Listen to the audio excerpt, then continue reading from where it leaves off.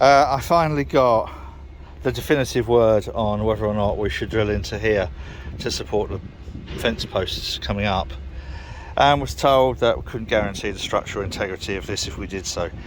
Really? So I'm gonna drill into the breeze blocks. I've made a little template up, which I will probably now drop in the canal. So I've got 4 of my posts, my little short posts in.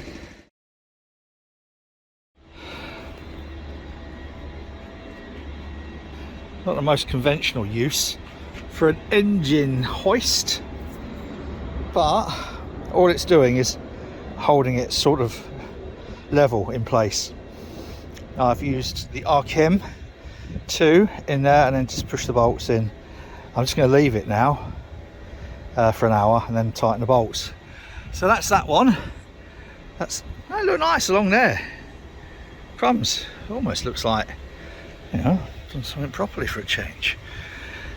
These are the sides to some packing cases that I got from our Mark. They're all identical apart from these 2. They've all got a bit in the middle and then they come down like this, the chevrons. Apart from these 2. So I don't know, they might have to go in the middle or something. But anyway, so there we have. What a very nice, or I don't know, perhaps put them, no, I don't know, one there. Who knows, who cares? One thing, sorry about the wind, one thing I've noticed is this is very, very moist and wet and yeah, gooey, a bit gooey. So I think I might have a weeping bunghole, yeah, or something. So I'm going to drain that, take that out, buff, and see how well it's seated, if indeed it is, and then whack it back in. But yeah, so at the moment, fence coming on, work out what to do with them panels and then empty that. I suppose I ought to explain a bit about the sleeping lion. These are bloody heavy, like really heavy, and this corner broke off probably about 6-7 years ago, so I've just used RKM to stick it back on, and seems to have done the job. I'm just going to use some filler around there, and then that will then be 2 sleeping lions, which I think I'm probably going to put next to the uprights. I'm not sure yet, or I don't know, they'll go somewhere, won't they? Actually they could probably go between where the tables are going to be, to space how far apart the tables are going to need to be. That's a good idea, Martin. Did you think of that all by yourself? Yeah.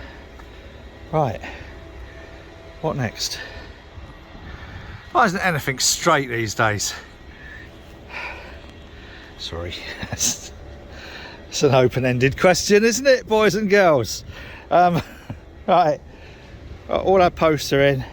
I've got this bit of wood, which is about just over 4.5 meters, obviously, because these are 1.5 meters, which is going to go up here to there, across there, and then on there is going to be our sign, the same as the one up there, but out onto canal. So what I've got to do is work out how I'm going to fix it onto that board, and then I fix it onto that board and either proffer one end up and attach one end and then hoist the other one up somehow and affix it there, or more likely take these all off and then put the board up and then put these on one at a time. It's going to be a pain in the arse, but I think it will look all right when it's done. And there's, I can't remember how many, we got a load of mangled up kegs, like seriously mangled up kegs, and I think this was the best of about 8 of them. So we managed to get 2 tops. There's a couple of tops which were just one of the propellers, I think, on the Humber Pride. Actually, it might have been before then. It's before the Exxons. It was either a Humber Pride or a Humber Princess. Used to love these. Used to just smash them to pieces. So I think we've got, out of about 8 kegs, we've managed to get just enough letters to do another sign. I think I might clean them up a little bit, get a flap wheel on them around the top of that S off, I think, as well. So it should look all right. Bloody wind though. Core, blimey gov. 2.5 windy. Just in order to get an idea of what it might look like, I thought I'd lay them all out. It looks a lot bigger than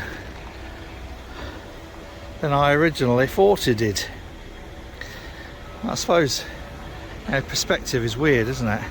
Now, it doesn't seem that far from there to there, but when you lay it down, I suppose now what I need to do is trim a little bit off these and then trim a little bit off these bits on the top ones, so those are exactly 500mm, and then put those in, the top ones in, and then bring the bottom ones. Oh blimey, oh, blimey guff. Oh, you know, I nearly went over then on the barrel. Oh, caught it a bit too windy and go and have a pint. Yeah, let's get them up. Let's get them. Well, I need to do some adjustments and then start screwing them up and stuff. Oh, I have to say, given that they're old shipping crates, a little bit of modding, sanding and stuff, and going for that kind of fairly sort of like shabby chic steampunk whatever, I think that should stop people falling into canal, shouldn't it? Seems fairly solid enough. We're going to give it a coat of varnish, just, you know, more to protect the wood than anything else. But yeah, that'll do. Now, I got 3 quotes to do this. One of them weighed in over £1,000. Really, I just went speechless when the guy told me. Another one tried to tell me, oh, with the wood alone, wood's really gone up in price, and that wasn't using these reclaimed recycled. He said to get the wood to do that, just to go along there, and these, he said the wood alone is going to cost you not far short of £300. Well, I spent 40 quid on these uprights, and those were reclaimed. He said, and then the fixings, you're looking about 40 or 50 quid. Well, I got 3 lots of threaded bar at 7 quid a pop, which I then cut down, some stainless steel M10 nuts and washers, which I already had, got loads of those, and then the Archem. And the only extra I had to buy apart from the Archem, there's one tube of Archem which was on offer at about £6.50 from Screwfix. I did get some spare nozzles because you need the extra nozzles. So